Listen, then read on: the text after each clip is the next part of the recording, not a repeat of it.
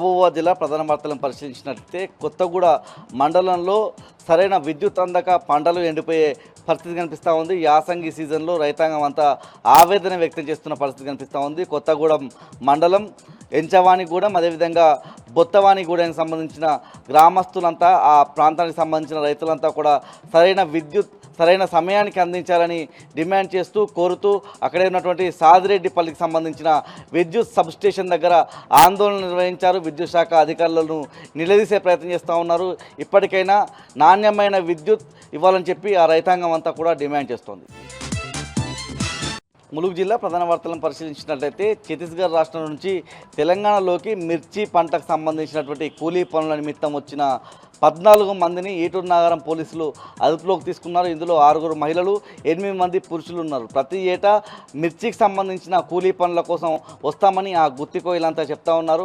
ఎలాంటి ID card వాళ్ళ దగ్గర లేకపోవడంతోనే తమను అదుపులోకి తీసుకున్నామని చెప్పి అక్కడ ఉన్నటువంటి పోలీసులు చెప్తా ఉన్నారు. వారిని వదిలివేస్తామన్నటువంటి సమాధానం కూడా పోలీసుల ద్వారా తెలుస్తూ ఉంది.